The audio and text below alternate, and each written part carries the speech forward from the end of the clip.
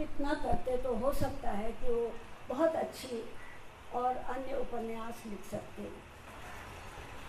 राजेंद्र जी की एक विशेषता थी, अब मैं कुछ पर्सनल चीज़ें आप लोगों से शेयर करूँगी कि जो मैंने देखी, वो नई प्रतिभा और लेखन को प्रोत्साहन देते थे।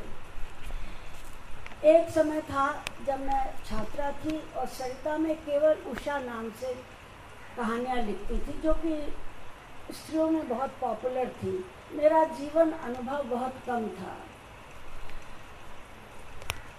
फिर कुछ समय के लिए मुझे लगा कि मुझे पकने के लिए समय चाहिए, तो मैंने लिखना छोड़ दिया। कई समय के अंतराल के बाद मैंने एक कहानी लिखी जिसका नाम था पूर्ति, और वो मुझे लगा तब कि उषा नाम बहुत हल्का है। तो मेरे बहन के पति, बड़ी बहन के पति श्री यदुपति सहाय, जो फिराक साहब के छोटे भाई थे, उन्होंने सजेस्ट किया कि जाति सूचक नाम छोड़कर तुम अपनी माँ का नाम क्यों ले लेती। और मेरी माँ का नाम प्रियंवदा था, तो चूँकि मेरा नाम हल्का था उषा, तो उसके साथ प्रियंवदा एकदम जच गया, लग गया। और उस नाम से मैंने कल्पना में पहली कहानी भेजी जिसका नाम था पूर्ति। उसी समय श्रीपत राय, जो कहानी के संपादक थे, उन्होंने मुझसे कहा था बहुत पहले कि जब तुम्हारा वो स्तर हो जाएगा तो मैं अपने आप कहानी मांगूंगा। तो श्रीपत राय जी ने मुझसे कहा, हाँ अब तुम कहानी भेजो कहानी के लिए।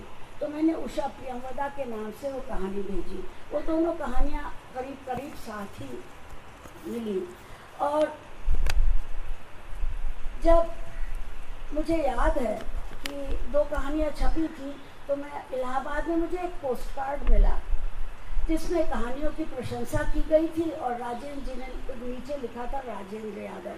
तो मैं उनके नाम से परिचित थी, तो मैं एकदम अभिभूत हो गई और मुझे लगा कि ये लेखक हैं। और उस समय तक उनका काफ़ी नाम हो गया था और उन्होंने इतना कष्ट उठाया कि एक नई उषा प्रियंवदा को उन्होंने पोस्ट कार्ड लिखकर बधाई दी और कहा आपसे बहुत अपेक्षाएं हैं। तो मुझे लगता है कि राजेंद्र में ये प्रवृत्ति बराबर बनी रही। उन्होंने बहुत से नए लेखकों को, बहुत सी प्रतिभाओं को आगे बढ़ाया और इसलिए मुझे लगता है कि उनको प्रसन्नता होती थी। दूसरी बात थी कि जब राजेंद्र यादव मेरी माँ से मिले और उन्हें पता चला उनका नाम प्रियंवदा है, तो उन्हें बड़ी प्रसन्नता हुई। और फिर उन्होंने उसके बाद कई लेखिकाओं को अपनी माँ का नाम या जाति संबंधी नाम छोड़कर, जैसे मैत्रेय को उन्होंने पुष्पा नाम लगाने की सलाह दी और भी कई लेखिकाओं के आगे श्री लगा। तो ये सब राजेंद्र जी का करना था। वो लेखक को केवल लेखन के लिए प्रेरित नहीं करते थे, मगर उसका व्यक्तित्व भी संभालते थे, सजाते थे। तो राजेंद्र जी से और मन्नू जी से मेरा परिचय उनके विवाह के समय से ही था। और एक बात जो उस समय थी, अब मुझे मालूम नहीं कि आजकल वो है कि नहीं है, हम लेखकों में बहुत सद्भाव था, हम लोगों में प्रतिद्वंद्विता नहीं थी। मन्नू जी और राजेंद्र जी से मेरी सहज मैत्री थी और मैं मन्नू जी के स्टाइल की बहुत प्रशंसिका थी और वो भी निसंकोच मुझे राय देती रहती थी। तो जब रुकोगी नहीं राधिका छपी, तो मन्नू जी ने मुझे एक पोस्ट कार्ड लिखा कि इसका अंत बहुत ख़राब है, इसका अंत आप बदल दीजिए।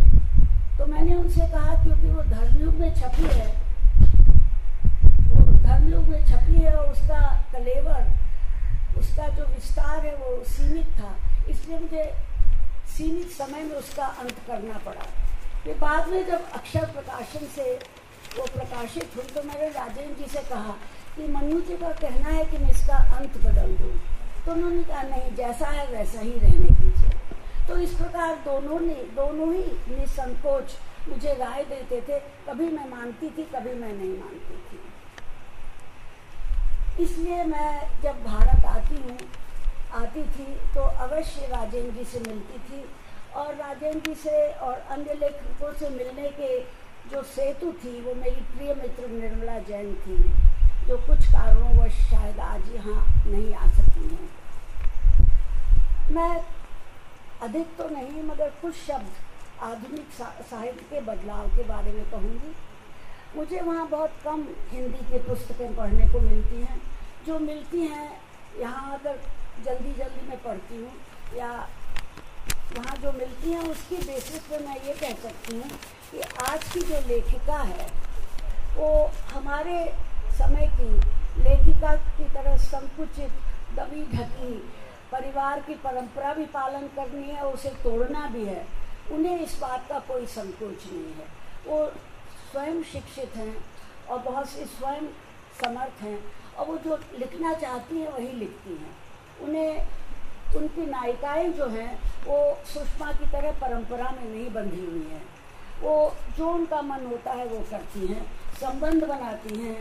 वो जो वैवाहिक जीवन में सुखी होती हैं, यदि उन्हें कोई पुरुष पसंद आता है तो उससे संबंध बना लेती हैं, और उसके लिए उनके मन में कोई अपराध भावना नहीं होती है। और उस जो संबंध विच्छिन्न हो जाता है तो वो आगे की अपना जीवन लेके चलने लगती हैं। यहाँ मैं मेरे मन में प्रत्यक्षा की पारा पारा है जो मैंने पढ़ी। और तो आजकल की जो लेखिकाएं हैं और लेखक हैं वो अपनी भावनाओं की कद्र करते हैं, मुझे ऐसा लगता है। वो परिपाटी की उतनी परवाह नहीं करते कि परिपाटी में होना चाहिए। और जो लेखिका है, बहुत सारी लेखिकाएं जिनको मैं जानती हूँ आजकल की, वो स्वावलंबी हैं, शिक्षित हैं, जो नौकरी करती हैं, और उनका सोच जो है वो शरीर की सात्विकता की महत्व से बहुत आगे बढ़ चुका है। उन्हें कोई अपराध भावना नहीं होती है। और इस समय मैं सोच रही हूँ जो नई कथा वस्तु, नए आचार व विचार, स्वयं की महत्ता, जिसमें शारीरिक संबंधों से परहेज नहीं है, क्योंकि अपनी इच्छा का महत्व, भले ही उससे सांसारिक परिपाटी और विचारों का दमन और सामाजिक सीमा रेखा का उल्लंघन हो, और उस उल्लंघन से मन में कोई अपराध भावना नहीं है। अपनी स्वाभाविक इच्छाओं की पूर्ति ही प्रधान है। संबंधों के बनने बिगड़ने से विघटन नहीं, बल्कि अपने को जोड़ बटोर कर आगे बढ़ जाना ही स्पष्ट है। इसकी पृष्ठभूमि में वही प्रत्यक्षा की पारा पारा है जो मैंने ली है। दूसरी, जैसे मैंने कहा, रजनी गुप्त ने लिखी है, पता नहीं प्रकाशित हुई कि नहीं, उसका नाम है जस्ट चिल यार। तो मैंने उसकी जब पांडुलिपि पढ़ी तो मुझे लगा कि हिंदी लेखन वाकई समय के साथ कदम बढ़ाकर चल रहा है, क्योंकि उसमें आधुनिक स्त्रियों का वर्णन है, जो कि जैसा शीर्षक से पता चलता है, जस्ट चिल यार। हमारे समय में ये शब्दावली नहीं थी, प्रचलित नहीं थी, जस्ट हम लोगों को चिल के मतलब भी नहीं मालूम थे। तो एक तो ये है कि लेखिकाएं, आज की लेखिकाएं समाज के बंधन को तोड़ रही हैं, तोड़ के आगे बढ़ रही हैं, और कोई उनमें अपराध भावना नहीं है। और दूसरी जो मुझे लगती है ट्रेंड है, वो जो समाज में उपेक्षित स्त्रियां हैं उन पर केंद्रित उपन्यास लिखे जा रहे हैं, जैसे कि मनीषा कुलश्रेष्ठ की मल्लिका, या स्वर्गीय उषा किरण की भामती, या गीताश्री की कुछ पुस्तकें जो कि जिन स्त्रियों के बारे में अच्छी अवधारणा नहीं है उन्हें पुनर्निर्माण करती हैं। तो ये मुझे दूसरी ट्रेंड लगती है अपने लिमिटेड पढ़ाई के हिसाब से। ये बात नहीं है कि हिंदी में केवल लेखिकाएं प्रबल हैं, लेखक भी लिख रहे हैं और नए नए विषयों पे लिख रहे हैं। जैसे पंकज सुधीर ने देहदान के ऊपर उपन्यास लिखा है, जो कि बिल्कुल ही नई भावभूमि उन्होंने उठाई है,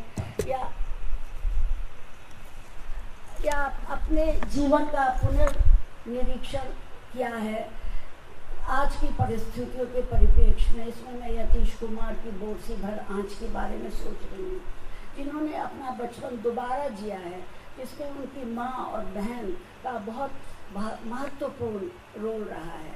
तो मुझे बस यही कहना था, और मुझे आजकल के लेखक लेखिकाओं और साहित्य की प्रगति देखकर बहुत प्रसन्नता होती है। मुझ में भी इस बीच में बहुत से परिवर्तन आए हैं, मेरे सोच में परिवर्तन आए हैं, मेरे जीवन में परिवर्तन आए हैं। और 55 खंबे की सुषमा से लेकर अर्कदीप तक केवल मेरे लेखन ने नहीं, मगर मैंने भी बहुत दुरूह और कठिन यात्रा पार की है।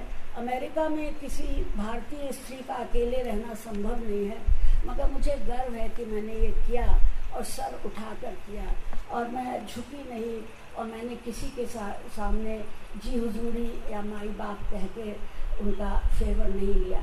तो एक बार फिर आप सबको और इस मंच को धन्यवाद, और हंस के साथ हिंदी लेखन के सतत नवीकरण और उत्थान के लिए शुभकामनाएं।